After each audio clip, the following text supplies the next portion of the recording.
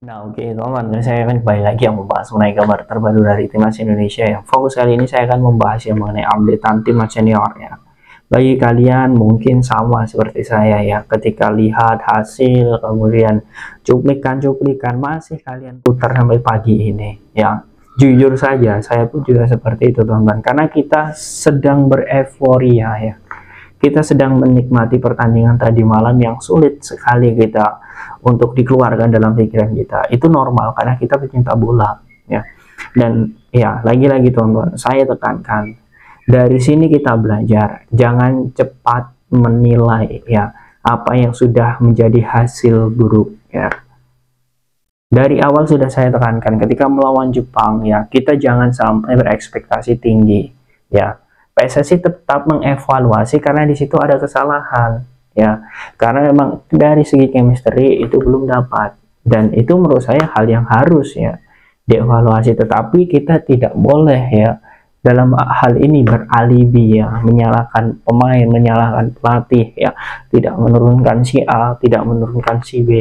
Karena sepak bola ini adalah prinsip ya, sepak bola ini juga punya filosofi ya. Kita tidak tahu apa yang dilakukan oleh Sintayong mengenai prinsipnya dan juga filosofi gaya permainannya ya, karena kita tidak terlalu masuk ke dalam ya, kita hanya bisa menilai. Jadi dalam hal ini ya, saya tekankan kepada teman-teman semua di sini ya, jangan sampai kita terlalu ya menilai, menjudge ya, tapi tidak memberikan solusi. Nah ini teman-teman, yang jelas kita harus syukuri ya, pertandingan saat melawan Arab Saudi ini kita bisa di peringkat 3 ya dengan 6 poin, kemudian kita di bawah ya Australia dengan 7 poin, karena tadi malam saya lihat Australia juga imbang ya melawan Bahrain, dan di atas kita tetap ya sosok tim Jepang yang memang sangat sulit sekali kalahkan. Nah, saya akan membahas ya bagaimana mekanisme timnas Indonesia ini agar bisa lolos di Piala Dunia.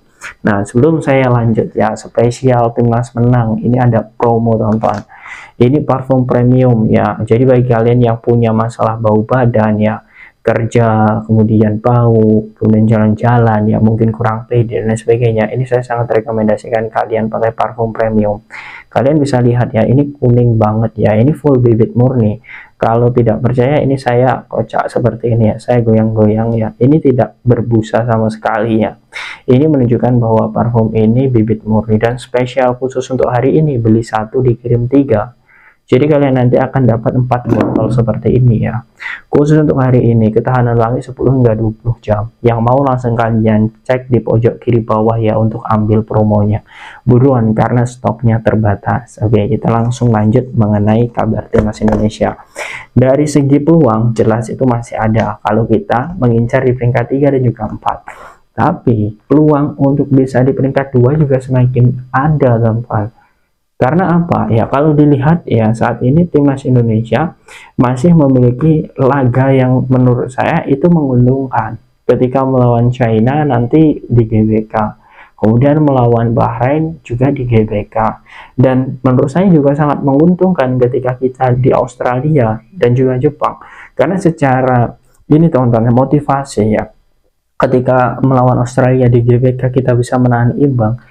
Menurut saya bermain di kandang lawan ya sekelas Australia, kita sudah teruji ya. Ketika kita di Arab Saudi ya, ketika kita di Bahrain, kita sudah teruji ya. Artinya selagi para pemain ini tetap fokus, kita bisa menahan imbang ya, atau bahkan bisa memenangkan laga walaupun di kandang lawan. Itu tidak ada yang tidak mungkin, karena kita masih memiliki tambahan amunisi seperti sosok Ole Romeni ya. Ini menjadi modal bagus sebenarnya bagi timnas Indonesia. Jadi peluang kita ini sudah terbuka lebar ya, bahkan semakin terbuka lebar ketika kita berhasil mengalahkan Arab Saudi ini ya. Peringkat kita sedang di peringkat 3 dan kita masih bisa naik lagi ya, asal kita tetap fokus ya, tetap fokus, dan kita bisa melihat peluang ini bahwa ini adalah kesempatan. Dan oke, kita akan lihat lagi bagaimana sebenarnya apa planning Sintayong ke depan. Saya lihat dari formasi 3-4-3 ya, Sintayong sudah merubah pola dari 3-4-3 ke 5-4-1. Nah, Di situ saya melihat bahwa seperti melawan Arab Saudi ya, kita sudah memiliki chemistry dari pemain lama dan juga pemain baru. Nah, ini menurut saya kita hanya tinggal melakukan chemistry saja ya, yang menurut saya masih kurang. Karena apa? Ketika Marcelino dimasukkan, ya, kemudian juga di situ ditopang oleh Strike ya. Kemudian juga di lini tengah Ivar Jenner ya masuk. Terlihat sekali ya bagaimana pemain ini sudah style. Tetapi bagaimana ketika Ivar Jenner tidak masuk ya? Kalian bisa melihat ya, chemistry itu sepertinya hilang ya. Dan antara lini belakang, lini tengah dan juga lini sisi akhir ya, ini sangat terlihat sekali kurangnya ya. Jadi kalau dilihat dari sini saja, memang pemain lama ini menurut saya sangat dibutuhkan, dan Sintayong sudah mencoba hal ini saat melawan Arab Saudi, dan menurut saya ini sangat dipertahankan. Taktik ini harus dipertahankan ya, agar kita tidak selalu merubah-rubah kemudian kita tidak mendapatkan hasil yang maksimal ya. Karena menurut saya saat melawan Arab Saudi ini adalah kekuatan yang sangat ditunggu ya bagi supporter dan juga pecinta sepak bola nasional ya. Bagaimana true pass, key pass ya, kemudian juga crossing, umpan-umpan long ball ini tepat sekali ya. Ini membuktikan bahwa taktik yang dilakukan oleh Sintayong itu sukses. Dan kita akan kembali lagi mengenai klasmen. Kalau incaran kita ya itu di peringkat 3 dan juga 4, jelas peluang kita masih terbuka lebar ya. Di bulan Maret nanti kita akan menghadapi China dan juga Arab Saudi ya, di GBK ya. Kita juga memiliki pertandingan away ya, sama Jepang dan juga Australia ya. Ini menurut saya akan menjadi pertandingan yang sangat seru sekali dan juga sangat sulit ya. Karena sebenarnya gini, kalau kita bisa menangkan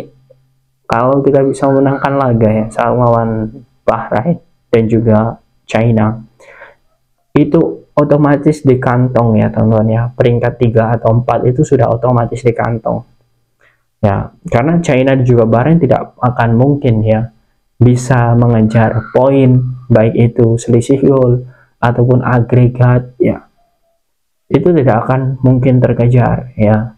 Kalau kita bisa menangkan laga, artinya peringkat 4 atau 3 itu sudah di kantong ya.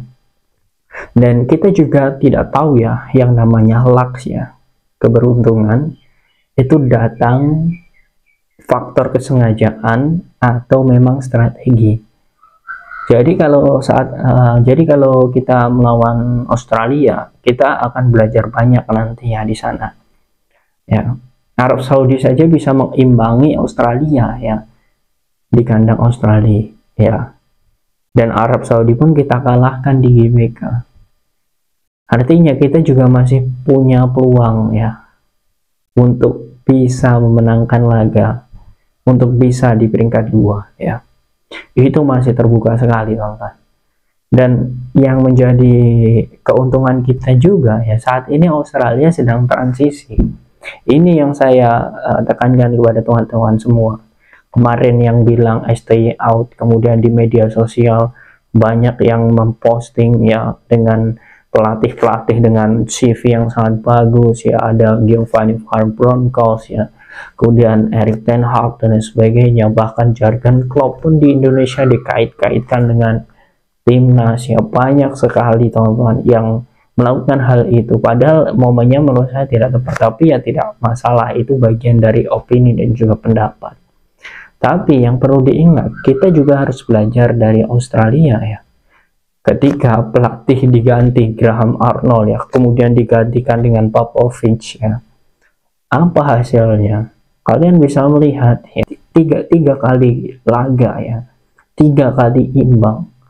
Artinya ya, saya melihat Australia ini dalam masa transisi pelatih ini juga sangat sulit menemukan chemistry ya. Artinya di sini kita juga harus belajar ya, belajar dari negara-negara tersebut, karena itu sangat sulit ya. Itu tidak mudah ketika pelatih berganti, jelas filosofi, gaya bermain, kemudian prinsip ya, itu juga akan berganti.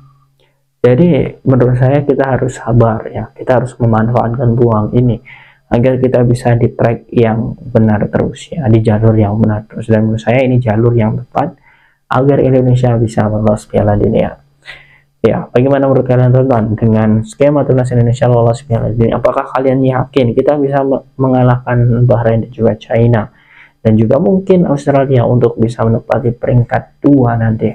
Silahkan kalian tulis di kolom komentar, ya.